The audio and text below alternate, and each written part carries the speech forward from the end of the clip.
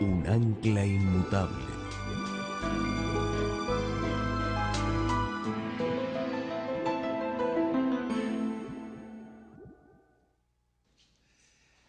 Antes de comenzar nuestro estudio esta noche, temed a Dios. Queremos pedir la compañía del Señor. Nunca debemos abrir la palabra de Dios sin oración. Así que les pido que juntamente conmigo inclinen sus rostros y vamos a pedir que Dios nos bendiga en el estudio. Padre Celestial, te damos gracias por el privilegio de encontrarnos en este lugar para honrar y glorificar tu nombre y para escuchar tu voz en el estudio de tu santa palabra. Pedimos, Señor, que esa palabra no regrese a ti vacía, sino que cumpla el propósito por el cual la enviaste. Te damos gracias, Señor, por escuchar nuestra oración, pues te lo pedimos en el precioso nombre de Jesucristo, tu Hijo. Amén. En esta noche voy a empezar leyendo en Apocalipsis el capítulo 14 y el versículo 6 y también el versículo 7, el mensaje del primer ángel. Vi volar por en medio del cielo a otro ángel que tenía el evangelio eterno para predicarlo a los moradores de la tierra y a toda nación, tribu, lengua y pueblo, diciendo a gran voz: temed a Dios y dadle gloria, porque la hora de su juicio ha llegado.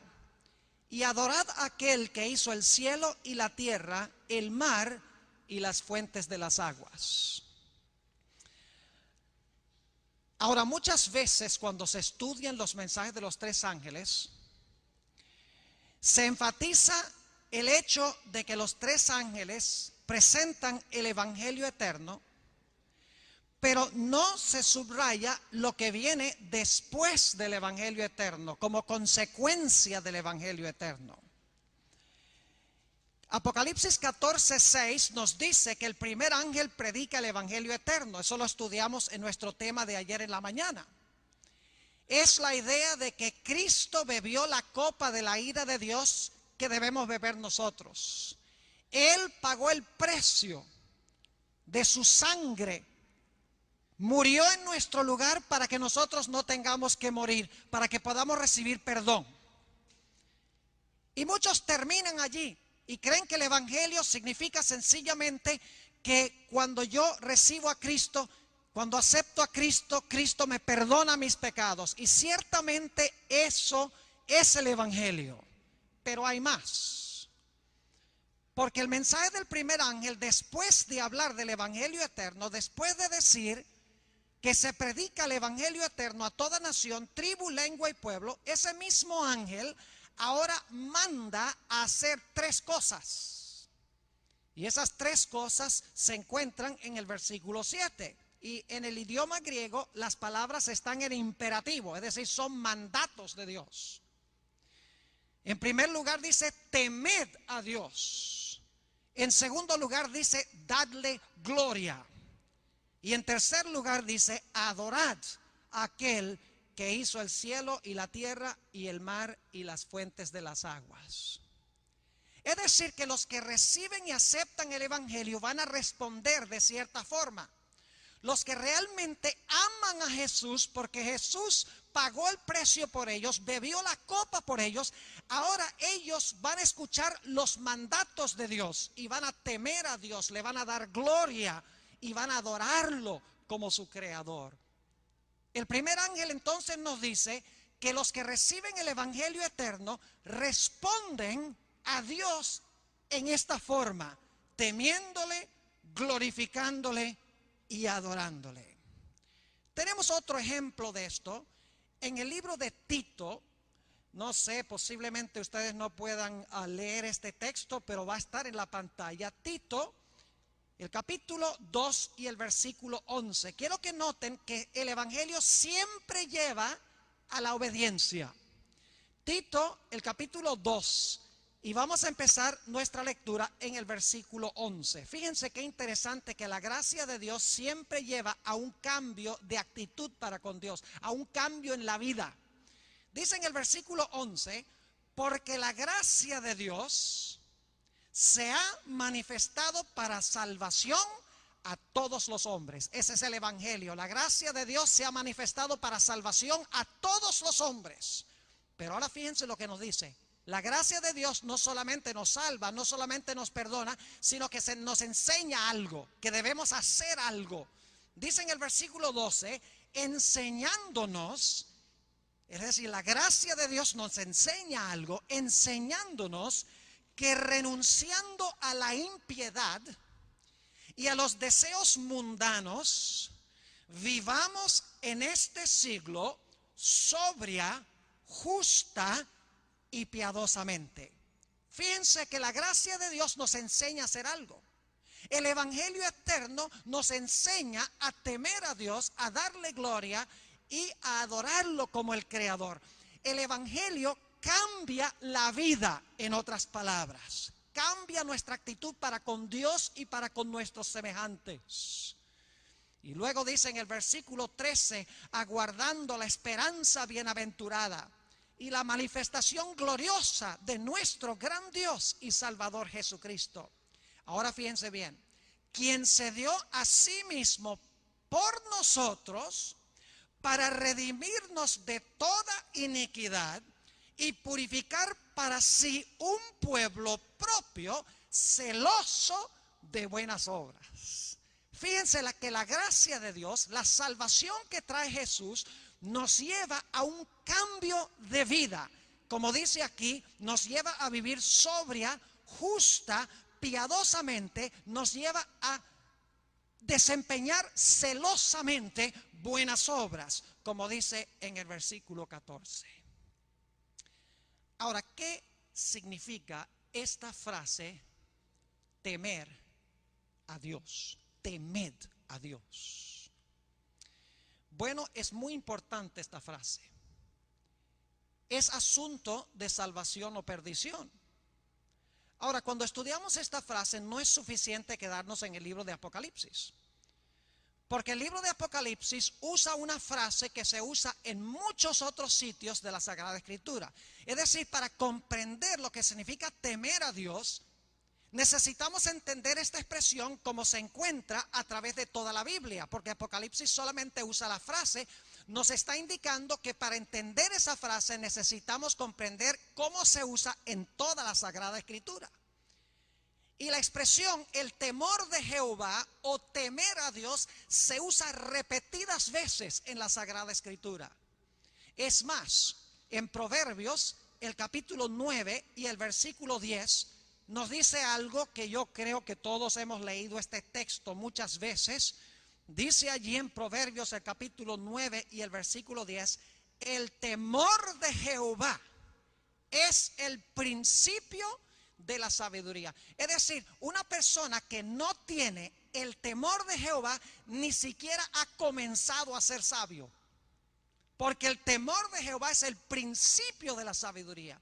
Es decir, tú puedes estar, joven, señorita, en alguna facultad de esta gran universidad. Puede ser medicina, puede ser humanidades, puede ser música, puede ser cualquier departamento. Puedes estar aprendiendo mucho. Pero si no tienes el temor de Jehová, ni siquiera has comenzado a tener sabiduría. El temor de Jehová es el principio de la sabiduría. Así que si queremos ser sabios, necesitamos entender qué es el temor de Dios, qué es el temor de Jehová. En el mismo libro de Proverbios, el capítulo 15 y el versículo 16, encontramos el valor que pone Dios sobre temerle a Él, sobre el temor de Jehová. El capítulo 15 y el versículo 16 de Proverbios dice, mejor es lo poco con el temor de Jehová que el gran tesoro donde hay turbación. Es decir, puede haber una persona que tiene todo el dinero, que tiene grandes riquezas, millones, y según la Biblia no tiene nada. Porque es mejor tener poco y el temor de Jehová que tener gran tesoro donde hay turbación, es decir, donde no hay el temor de Jehová. Ahora, para entender qué es el temor de Jehová, necesitamos comprender primero quién es Dios y quiénes somos nosotros.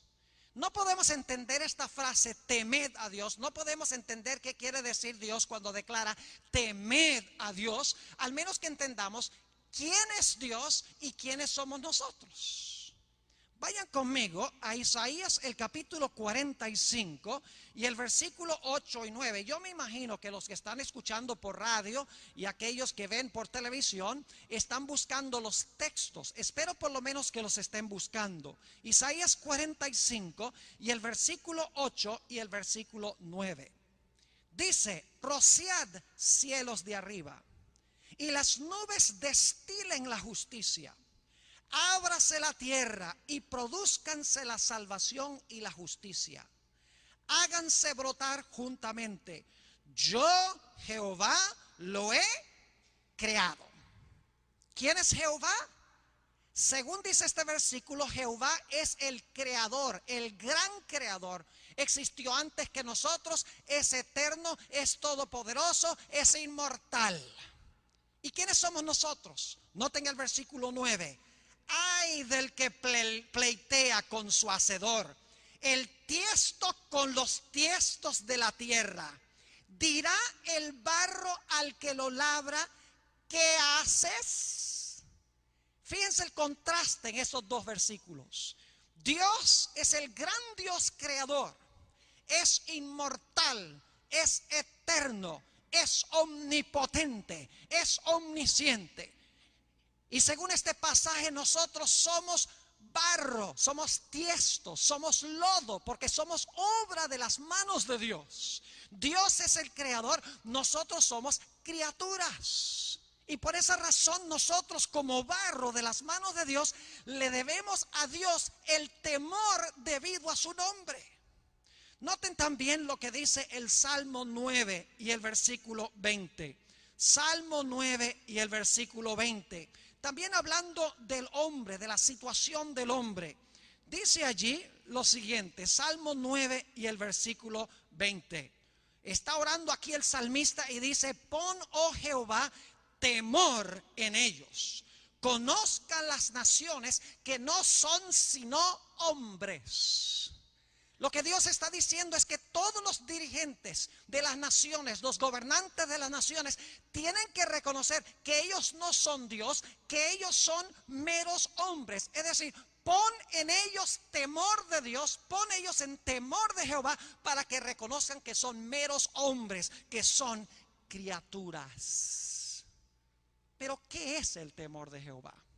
El temor de Jehová tiene que ver con el Dios gran creador, sus criaturas que le deben homenaje. Pero ¿qué significa homenajear a Dios? ¿Qué significa más específicamente temer a Dios? Porque Él es el gran creador y nosotros somos solamente barro o tiesto.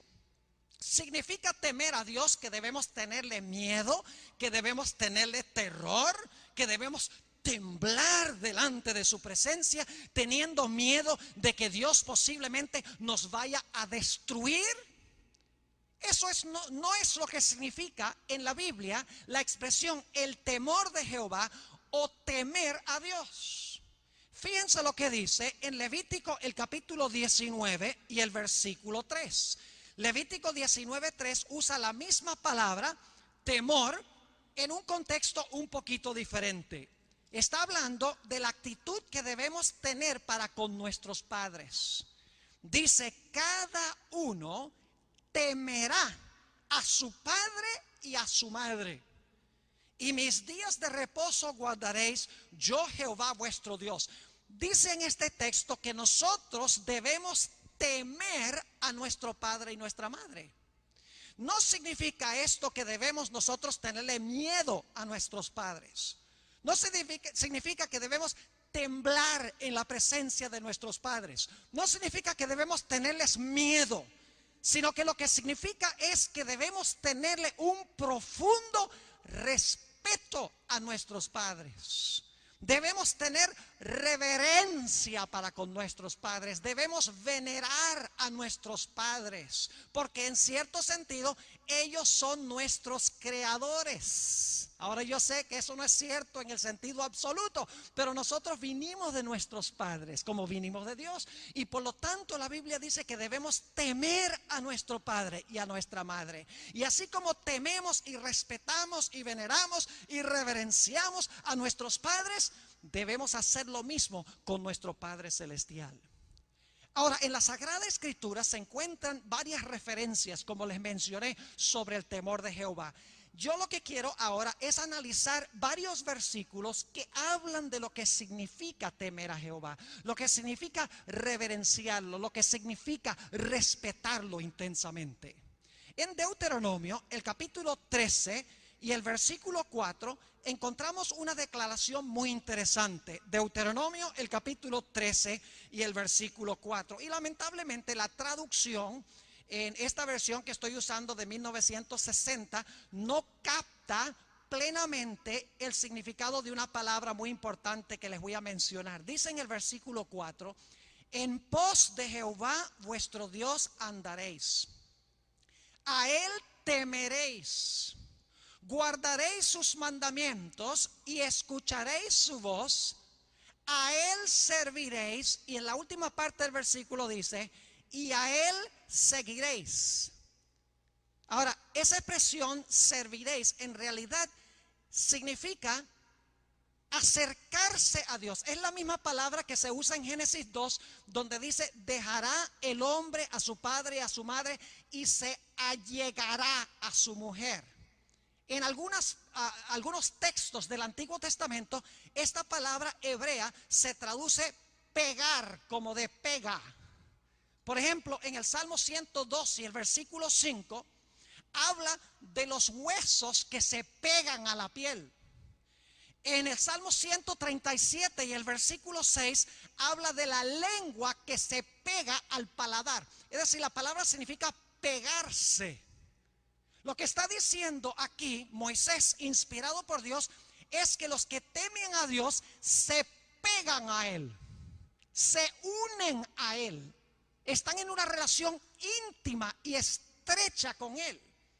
Como un esposo y una esposa, el esposo se allega a su mujer, mejor traducción sería se pega a su mujer. Así nosotros, los que tememos a Dios, debemos estar pegados a Dios, debemos tener una relación estrecha e íntima con Él. Ahora, algo que hacen los que temen a Jehová es respetar el nombre de Dios. Noten lo que dice en el libro de Deuteronomio, el capítulo 28 y el versículo 58. Deuteronomio, el capítulo 28 y el versículo 58. Una declaración muy importante. Dice Dios hablándole al pueblo de Israel: si no cuidares de poner por obra todas las palabras de esta ley que están escritas en este libro, temiendo este nombre glorioso y temible, Jehová tu Dios. Fíjense cómo se describe el nombre de Dios. Dice: temiendo este nombre glorioso y temible, Jehová tu Dios. Es decir, el nombre de Dios es sublime. El nombre de Dios es soberano. El nombre de Dios es tan elevado que se le debe tener un tremendo respeto, según dice este texto. Noten el Salmo 111 y el versículo 9. Salmo 111 y el versículo 9, añadiéndole un poco a este concepto, dice lo siguiente. Salmo 111, 9. Redención ha enviado a su pueblo, para siempre ha ordenado su pacto. Santo y temible es su nombre. El nombre de Dios es digno de ser alabado, digno de ser reverenciado, digno de ser respetado. Por eso en Éxodo, el capítulo 20 y el versículo 7, en uno de los 10 mandamientos, es más, es el tercer mandamiento de la santa ley de Dios, dice: no tomarás el nombre de Jehová tu Dios en vano. ¿Qué significa tomar el nombre de Dios en vano? Significa cuando cantamos un himno que no estamos pensando y reflexionando en lo que estamos cantando. Estamos repitiendo el nombre de Dios sin reflexionar de que lo estamos usando. Significa que nuestras oraciones repetimos el nombre de Dios vez tras vez, sin pensar y reflexionar en lo que estamos diciendo. Significa usar innecesariamente el nombre de Dios. En realidad, la expresión no tomaréis el nombre de Jehová tu Dios en vano, la expresión en vano significa sin necesidad. Es decir, debemos usar limitadamente y cuidadosamente el nombre de Jehová, porque es un nombre santo, es un nombre temible. Dice Jesús en el Padre Nuestro: santificado sea ¿qué? Santificado sea tu nombre. Y sin embargo, todos los días decimos, por ejemplo, en conversación común, decimos, y me perdonan que lo voy a usar porque necesito ilustrarlo, decimos: ay, Dios mío. Ese es usar el nombre de Dios innecesariamente. El nombre de Dios se debe pronunciar con suprema reverencia, con supremo respeto, porque como dice la Biblia, terrible y temible es su nombre. El nombre en la Biblia denota el carácter. Y cuando usamos mal el nombre de Dios, en realidad estamos pisoteando el carácter que Él posee. Así que temer a Dios significa respetar su nombre, alabar y exaltar su nombre, pero no abusar de su nombre. Y a veces yo paso por un lugar a donde están viendo, digamos, una película y vez tras vez están usando el nombre de Dios en vano. Me dan ganas de gritar y decir: apaguen eso, porque está irrespetando el nombre de Dios. Ahora, la Biblia también nos indica cómo debemos nosotros presentarnos cuando venimos a adorar a Dios. Reconociendo que somos criaturas, reconociendo que somos barro, que somos polvo. El nombre de Dios lo usaremos limitadamente. Solo en ocasiones súper importantes lo respetaremos. Pero hay otra actitud cuando venimos a adorar a Dios que debemos asumir. Noten lo que dice Primera de Crónicas, el capítulo 16. Primera de Crónicas, el capítulo 16 y el versículo 29 y 30. Primera de Crónicas, el capítulo 16 y los versículos 29 y 30. Fíjense qué interesante cómo se describe esto. Dice: dad a Jehová la honra debida a su nombre. Traed ofrenda y venid delante de él. Ahora escuchen esto: postraos delante de Jehová en la hermosura de la santidad. Temed en su presencia toda la tierra. El mundo será aún establecido para que no se conmueva. Fíjense que dice: postraos delante de Jehová en la hermosura de la santidad. Temed en su presencia. Saben que tuve el privilegio hace unos 3 años de visitar 3 países del Medio Oriente. Fue antes del desastre del 11 de septiembre. Así que pude ir a estos países. Hoy en día no podría ir. Visité el país de Siria, Líbano y Jordania. Y tuve el privilegio de entrar a muchas mezquitas. Y saben, lo interesante es ver la profunda reverencia que hay en esos lugares. La gente entra no caminando de forma común y corriente, sino caminando suavemente. Ni siquiera se permiten zapatos. Tiene uno que quitarse los zapatos afuera. No se permite hablar. La gente que está allá adentro tiene la cabeza inclinada, algunos inclusive con la frente en el suelo. Y están en realidad adorando y aprendiendo de Alá, estudiando el Corán, que supuestamente fue inspirado por el ángel Gabriel, fue dado por el ángel Gabriel. Pero qué reverencia tan rotunda en esos lugares. Qué triste que en esos sitios donde no se tiene la verdad tengan una conciencia más grande de la reverencia a Dios que nosotros aquí en el mundo occidental.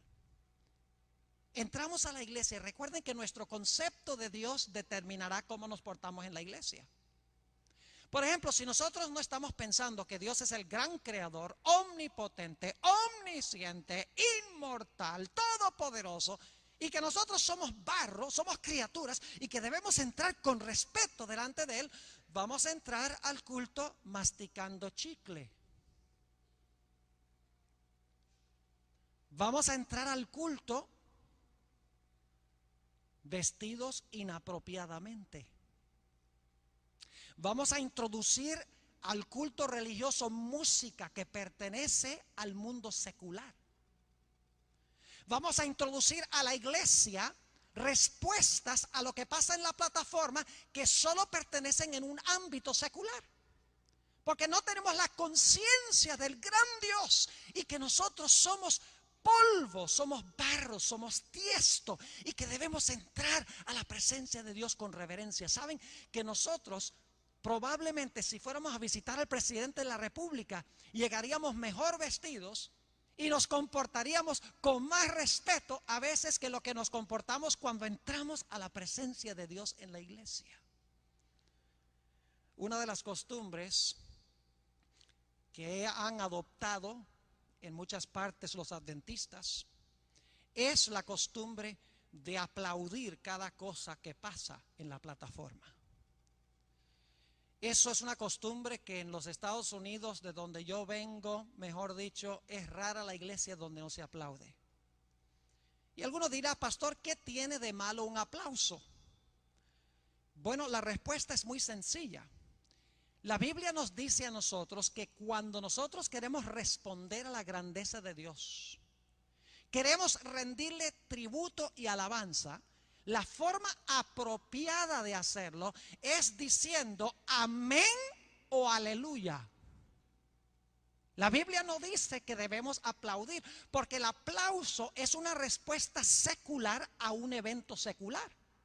El amén y aleluya son una respuesta sagrada a un evento sagrado. Les doy un ejemplo. Supongamos que es el mundial. Y tengo que usar un ejemplo de fútbol ahora. Generalmente uso uno de béisbol. Pero yo sé que aquí el fútbol es importantísimo. Casi más importante a veces que la religión. Cuando yo veo los estadios llenos por televisión, yo me quedo maravillado de cómo la gente se emociona y pelea por un juego. Y no solamente aquí, en Inglaterra, en otros países. Supongamos que Argentina está en el mundial, es la final, con el gran enemigo Brasil. Y yo sé que tenemos brasileños aquí, así que me voy a meter en agua caliente con ellos. Pero es solamente una ilustración. Y Argentina va perdiendo el partido 1-0. Y en los últimos 2 minutos, ¿cómo es que se llama la estrella más famosa de Argentina? ¿Quién es? Batistuta. ¿Todavía juega Batistuta? Y llega Batistuta y patea y mete un gol. Argentina empata. Oh, está la gente contenta en el estadio. Pero luego, faltando 30 segundos, maravilla de maravillas, llega Batistuta, se melea a los otros jugadores, mete el gol y ahora Argentina está ganando 2-1. Y toda la gente que está en el estadio dice amén, aleluya. ¿Sí?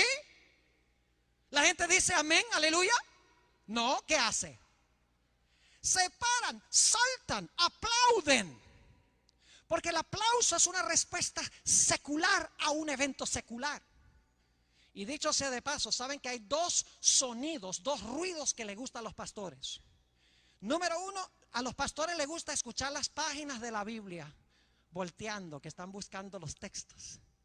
Y a los pastores también les gusta de vez en cuando, aunque sea un amén o un aleluya. ¡Gloria a Dios! Alguien le dio valentía y dijo amén. Miren, yo sé que aquí no es costumbre y no es que sean menos espirituales los que no dicen amén y más espirituales los que dicen amén. Es diferencia de cultura, pero nosotros debemos estar preparándonos para la cultura del cielo. Y en el cielo los ángeles todo el tiempo, dice Apocalipsis 19 y Apocalipsis 5, viven diciendo amén y aleluya, de día y de noche. Así que vayamos ensayando aquí. ¿Qué les parece? ¿Amén? Amén, gloria a Dios. Amén, ahora vamos a tener más amenes. Es decir, que nosotros debemos tratar a Dios con respeto y con reverencia. Vayan conmigo a Segunda de Crónicas 7 y el versículo 3. Segunda de Crónicas, el capítulo 7 y el versículo 3. Es la inauguración del templo de Salomón. Y fíjense cómo responde la gente ante este gran evento solemne. Dice, cuando vieron todos los hijos de Israel descender el fuego y la gloria de Jehová sobre la casa. Es decir, cuando la gloria de Jehová descendió sobre la casa, se postraron sobre sus ¿qué? Sobre sus rostros en el pavimento y adoraron y alabaron a Jehová diciendo, porque Él es bueno y su misericordia es para siempre. Fíjense la actitud. Dice que se inclinaron con su rostro hasta el suelo, con su frente en el suelo. Así entraron a la presencia de Dios. ¿Saben ustedes la razón por la cual en los tiempos bíblicos la gente se postraba con la frente en el polvo? Era un reconocimiento de que ellos estaban formados de polvo.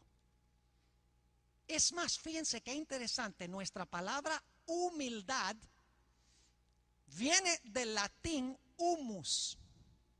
¿Y qué es humus? Humus es tierra, polvo. Es decir, tener humildad es reconocer que somos polvo e ir ante la presencia de Dios con temor y con temblor. Y saben que cada persona en la Biblia que estuvo consciente de la presencia de Dios actuó de una forma muy interesante. Por ejemplo, en Isaías, cuando Isaías fue llamado en el capítulo 6,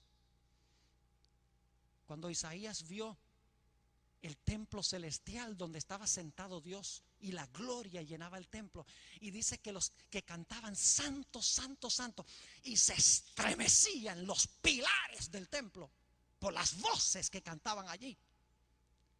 Isaías inmediatamente dijo, estoy deshecho.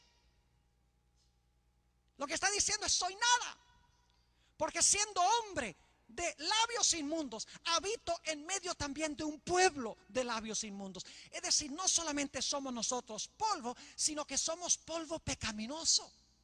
Y los profetas, cuando entraron a la presencia de Dios, sabían que debían entrar con temor y con temblor. Lo mismo Moisés, cuando se encontró con Dios en la zarza ardiente, según Éxodo 3 y el versículo 5 y 6, dice que Moisés entonces se cubrió el rostro porque tenía temor de mirar a Dios, porque sabía que estaba en su presencia.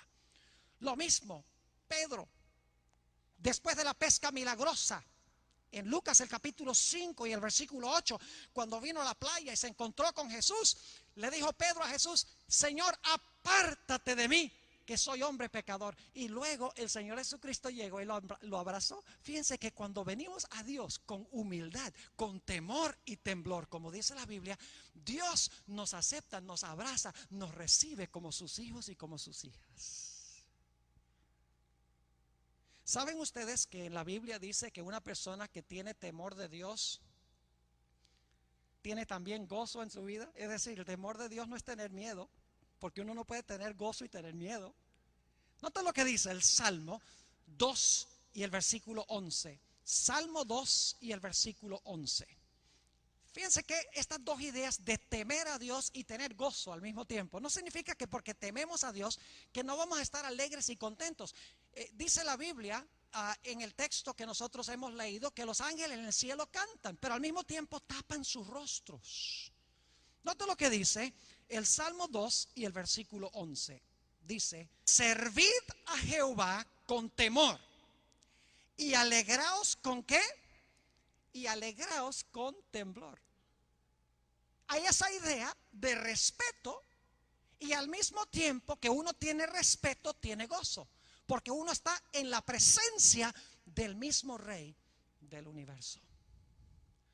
Pero ahora quiero llegar en nuestro tema de esta noche a la connotación más importante de lo que significa temer a Jehová.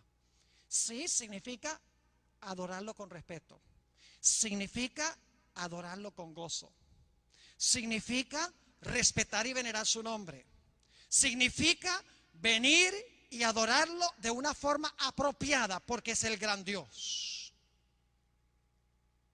Pero en el Antiguo Testamento, al igual que en el Nuevo, la mayoría de las veces que aparece la expresión temer a Jehová va conectado con obedecer a Dios. El que teme a Dios obedece a Dios, sirve a Dios, hace lo que Dios dice. En otras palabras, el primer ángel está diciendo: el evangelio eterno te salvó, Cristo bebió tu copa, Cristo murió tu muerte, y ahora por gratitud a Jesús teme a Dios, es decir, obedece a Dios ahora por amor. Note lo que dice Deuteronomio el capítulo 10.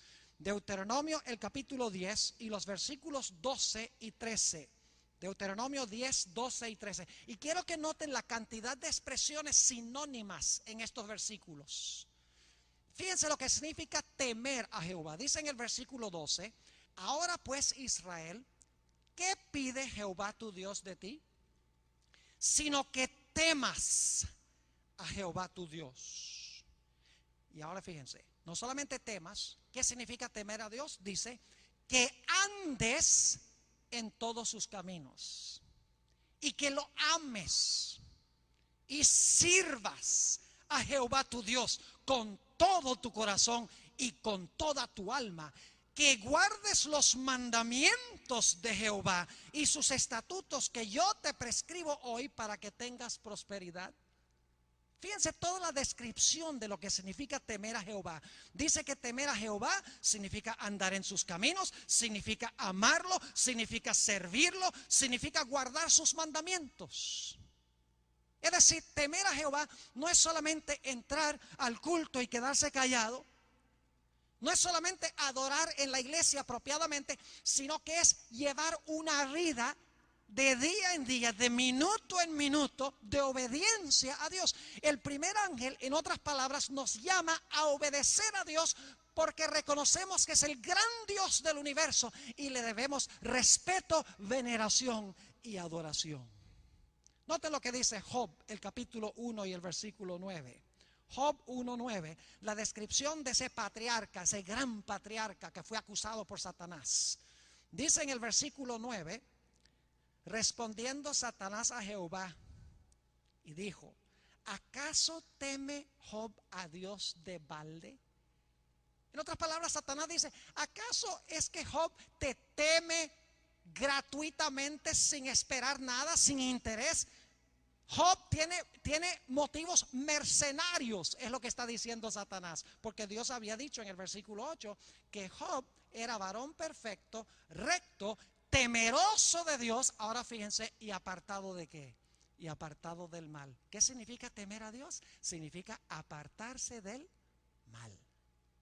Noten Job 28 y el versículo 28. Dice más o menos lo mismo. Job 28 y el versículo 28. Se tiene aquí un paralelismo sinónimo, es decir, lo que se dice en la primera frase se repite el pensamiento en la segunda parte del versículo, pero en diferentes palabras. Dice en el capítulo 28 y el versículo 28: y dijo al hombre: he aquí que el temor del Señor es la sabiduría. ¿Qué es el temor del Señor? Sabiduría. La segunda mitad del versículo dice: y el apartarse del mal, la inteligencia. ¿Ven el paralelo? Es decir, en el versículo 28 El temor del Señor equivale en la segunda mitad del versículo a apartarse del mal. Y la sabiduría en la primera parte del versículo equivale a la inteligencia en la segunda parte. El temor de Jehová, en otras palabras, es apartarse del mal. Y una persona puede venir a la iglesia, puede cantar todos los himnos, puede glorificar a Dios, puede no masticar chicle, puede vestirse apropiadamente, puede no aplaudir, puede hacer todas esas cosas y luego salir y vivir una vida en desobediencia a Dios. Y la Biblia dice que esa persona no le teme en realidad. En Génesis 22:12 encontramos una historia muy interesante, la historia del sacrificio, o podríamos decir el casi sacrificio de Isaac. Génesis 22 y el versículo 12. Ustedes conocen la historia, ni siquiera la tengo que relatar. Dios le dijo a Abraham: lleva a tu hijo especial, tu único, el que amas, llévalo al monte Moria y sacrifícalo. Es decir, sacrifícamelo, ofrécemelo. Qué tremendo. Y ustedes conocen la historia. La Biblia dice que Abraham obedeció a Dios, fue, llevó a su hijo, lo colocó sobre el altar, levantó el cuchillo y cuando estaba a punto de enterrarle el cuchillo a Isaac, vino una voz del cielo. Note lo que dice el versículo 12 de Génesis 22. Y dijo: no extiendas tu mano sobre el muchacho, ni le hagas nada, porque ya conozco que temes a Dios, por cuanto no me rehusaste tu hijo, tu único. Fíjense que el temor que tenía Abraham para con Dios era tan grande que estuvo dispuesto inclusive de obedecer la voz de Dios hasta el punto de sacrificar a su propio hijo. El temor de Dios es obedecerle por amor a Él. Note lo que dice el libro de Proverbios, el capítulo 14 y el versículo 12. Proverbios, el capítulo 14 y el versículo 12 nos dice: hay camino que al hombre le parece derecho, pero su fin es camino de muerte. Y vamos un poquito antes en el capítulo, al versículo 2. El que camina en su rectitud teme a Jehová. ¿Quién teme a Jehová? ¿Quién teme a Dios? El que camina en su rectitud. Mas el de caminos pervertidos lo menosprecia. Nuevamente se enfatiza que temer a Jehová significa apartarse del mal. Significa estar dispuesto de obedecer a Dios aún hasta lo máximo, como en el caso de Abraham. Significa, según dice aquí, caminar en rectitud delante de Dios. ¿Saben ustedes que Abraham tuvo que aprender lo que significaba temer a Dios? Si ustedes leen en el libro de Génesis, el capítulo 20, el padre de la fe, a veces le faltaba la fe. ¿Recuerdan una vez cuando fue a la ciudad de Gerar? Se encontró con el rey de Gerar, se llamaba Abimelech. Y Abraham dice: bueno, yo tengo que decirle a Abimelech que Sara es mi hermana, porque si le digo que es mi esposa, me mata para tomarla para sí. Qué falta de fe. Así que le dijo a Abimelech: puedes tomar a Sara porque Sara es mi hermana. Lo que no le dijo es que era la esposa. ¿Saben por qué razón es que Abraham hizo eso? Noten lo que dice Génesis, el capítulo 20, lo explica. Génesis, el capítulo 20 y el versículo 11. Génesis, el capítulo 20 y el versículo 11. ¿Por qué Abraham pensó que tenía que decir esa mentira? Dice allí, en Génesis, el capítulo 20 y el versículo 11, y Abraham respondió: porque dije para mí, ciertamente no hay ¿qué? Ciertamente no hay temor de Dios en este lugar, y me matarán por causa de mi mujer. ¿Qué significaba que no había temor de Dios? Significaba que los que estaban ahí lo podían matar. Es decir, si hubieran sido temerosos de Dios, Abraham no hubiera temido de que lo iban a matar, porque todos obedecerían el mandamiento que dice: no matarás. Pero porque en ese lugar no temían a Dios, no obedecían a Dios, no iban a pensar dos veces en matar a Abraham. Romanos, el capítulo 3 nos da una lista larga de pecados que caracterizan al mundo. Romanos el capítulo 3, y voy a leer rápidamente, empezando en el versículo 10. Ustedes me van a decir si esto describe en verdad la situación y la condición de la raza humana. Romanos el capítulo 3 y empezando en el versículo 10. Y quiero especialmente subrayar el versículo 18. Dice en el versículo 10, como está escrito, no hay justo ni aún uno. No hay quien entienda. No hay quien busque a Dios. Todos se desviaron, a una se hicieron inútiles. No hay quien haga lo bueno, no hay ni siquiera uno. Sepulcro abierto es su garganta, hablando de los impíos. Sepulcro abierto es su garganta, con su lengua engañan. Veneno de áspides hay debajo de sus labios. Su boca está llena de maldición y de amargura. Sus pies se apresuran para derramar sangre. Quebranto y desventura hay en sus caminos. Y no conocieron camino de paz. Y ahora noten el versículo 18. No hay temor de Dios delante de sus ojos. ¿Qué es lo que significa que no hay temor de Dios delante de sus ojos? Que viven las vidas que leímos en los versículos anteriores. Viven una vida llena de mal, una vida en desobediencia de la santa ley de Dios. Eso es lo que significa no tener temor de Dios. Tener temor de Dios significa vivir una vida de santidad. Porque Jesús murió por nosotros, porque bebió la copa de la ira de su Padre, porque Jesús ofreció su vida como pago por nuestros pecados. Debemos decirle a Jesús: ay, Señor Jesús, qué maravilloso eres tú. No solamente eres mi creador, sino que eres mi redentor. Ahora, ¿qué puedo hacer yo en respuesta de amor por lo que tú has hecho por mí?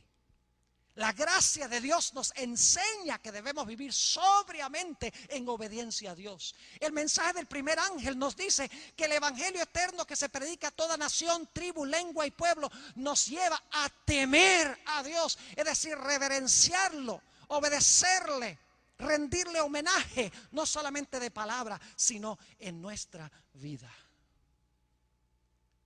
Vamos a terminar leyendo 2 o 3 textos. Hebreos el capítulo 12. Muy importante este pasaje porque está hablando de la segunda venida de Cristo. Hebreos el capítulo 12. Y quiero leer los versículos 28 y 29. Fíjense bien lo que dice. Así que, recibiendo nosotros un reino inconmovible, tengamos gratitud y mediante ella sirvamos a Dios, fíjense, sirvamos a Dios agradándole con temor y reverencia. ¿Qué debemos hacer? Dice que debemos servir a Dios agradándole con temor y reverencia. Es decir, debemos temer a Dios. Y luego dice en el versículo 29, que es el versículo central que vamos a estudiar en ese tema, porque nuestro Dios es fuego consumidor. ¿Tiene algo eso que ver con el mensaje del tercer ángel? Claro que sí. Fíjense que el versículo 28 habla de servir a Dios agradándole con temor y reverencia, y luego dice porque Jehová es fuego consumidor. El mensaje del primer ángel dice temed a Dios y darle gloria, y el mensaje del tercer ángel habla del fuego consumidor. En otras palabras, si no respondemos al mensaje del primer ángel, me da temor decirlo, tendremos que sufrir el castigo que menciona el tercer ángel. Por eso este ángel proclama en alta voz para que aprendamos a temer a Dios. ¿Qué significa temerle? ¿Qué significa darle gloria? ¿Y qué significa adorarle de verdad? Vayan conmigo a 2 de Corintios el capítulo 7. 2 de Corintios el capítulo 7. Y quiero leer el versículo 1. 2 de Corintios el capítulo 7 y el versículo 1.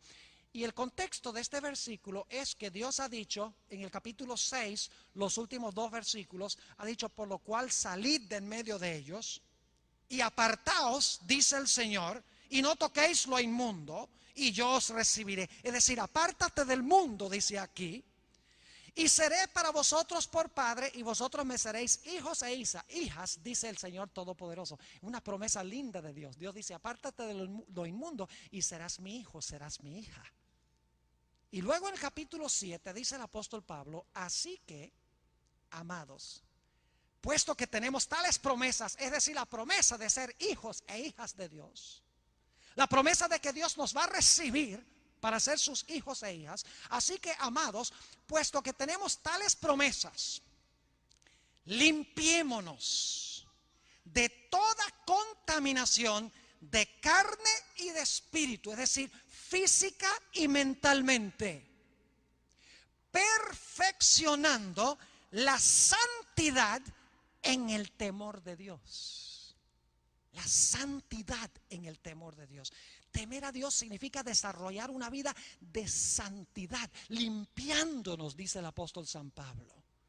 Y en Hebreos 12:14, que no lo tenemos en la pantalla, dice allí que nosotros debemos servir a Dios en paz. Y dice también que sin santidad nadie verá al Señor. Por eso dice la Biblia que debemos nosotros perfeccionar la santidad en el temor de Dios. Vamos a leer el penúltimo texto de esta noche. Eclesiastés, el capítulo 12. Eclesiastés, el capítulo 12. Y quiero leer los versículos 13 y 14. Eclesiastés 12, 13 y 14. ¿Saben ustedes a quién le está escribiendo Salomón el libro de Eclesiastés? A los jóvenes.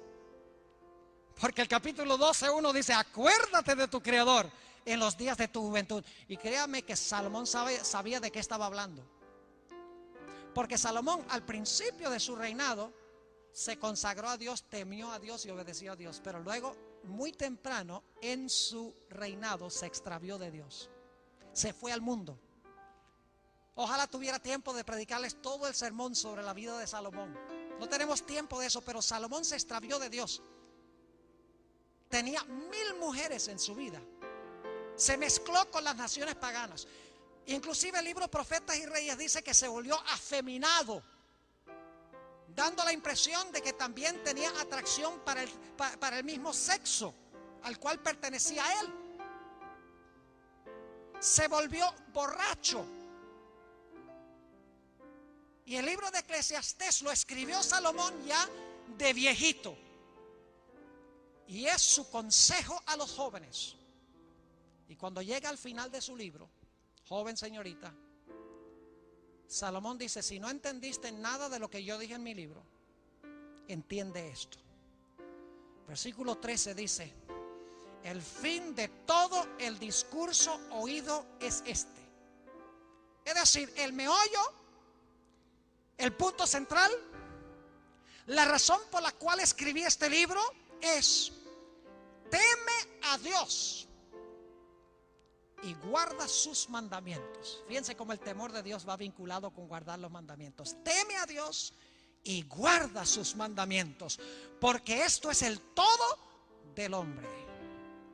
Porque Dios traerá, noten el tiempo del verbo futuro, porque Dios traerá toda obra a juicio, juntamente con toda cosa encubierta, sea buena o sea mala. Yo no sé si ustedes han notado la similitud de Eclesiastés 12, 13 y 14 con Apocalipsis 14, 6 y 7.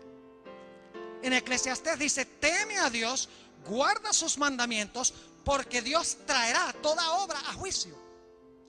En Apocalipsis 14, 7 dice: teme a Dios, dale gloria, porque la hora de su juicio ha llegado. Es decir, lo que Salomón vio como futuro y que debían los jóvenes temer a Dios y guardar sus mandamientos, porque en el futuro Dios iba a traer sus obras a juicio. Ahora en Apocalipsis dice: teme a Dios y dale gloria, no porque el juicio vendrá, sino porque la hora de su juicio ha llegado. Ahora estamos en el juicio, como vamos a estudiar en esta semana. Por eso debemos nosotros, en el marco del juicio, temer a Dios, apegarnos a Dios, darle gloria a Dios. reverenciar a Dios, inclinarnos en humildad para con Dios, reconocer nuestra naturaleza como criaturas, nuestra necesidad de Dios, nuestra dependencia de Él como nuestro creador, nuestro sustentador, nuestro redentor, y caer delante de Él y decirle: Señor, tú eres un Dios tan maravilloso, me hiciste, Señor, me redimiste cuando me perdí, me sustentas cada día. Oh Señor, te amo tanto, ¿qué puedo hacer por ti? Y Dios dice: témeme, adórame. Si me amas, guarda mis mandamientos. Yo quiero preguntar en esta noche: ¿cuántos de los presentes quieren pedirle a Dios de que Dios siembre en sus corazones el temor de Dios? Ese es el deseo de tu corazón, que Dios siembre en tu corazón el temor de Dios. Si ese es tu deseo, te voy a pedir que te pongas de pie. Yo quiero orar a Dios que Dios bendiga tu decisión en esta noche. No te pares nada más por pararte. Si en verdad anhelas que Dios siembre el temor de Él en tu corazón para que tú le sirvas porque le amas tanto, colócate de pie, porque yo quiero orar por ti en esta noche. Saben que cada mañana debemos comenzar orando a Dios y reconociendo quién es Él. Y cuando nos acostamos también. ¿Qué pasamos el día sin pensar quién es Dios? Ni siquiera. A veces pasamos el día sin pensar en Dios. Cada momento debemos estar conscientes de quién es Él y quiénes somos nosotros, y darle gracias por lo maravilloso que es. Oremos. Padre celestial, te damos gracias por haber enviado a Jesús para sufrir el cruel castigo que merecemos nosotros. Oh Señor, no podemos comprender el sacrificio que tú hiciste y el sacrificio que hizo Jesús, pero lo podemos aceptar. Oh Señor, te amamos tanto por lo que has hecho. Te pido, Señor, que tú siembres en esta noche en el corazón de cada uno de los que han respondido a este llamado el temor de Jehová en su corazón. Oh Señor, ayúdanos a amarte, a venerarte, a reverenciarte, a adorarte, a caer delante de ti, reconociendo nuestra necesidad y haciendo de ti nuestra suficiencia. Gracias por la respuesta esta noche, Señor. Te pido que cumplas tu promesa y en cada corazón sincero siembres el temor de Dios. Te lo pido en el precioso nombre de Cristo Jesús. Amén.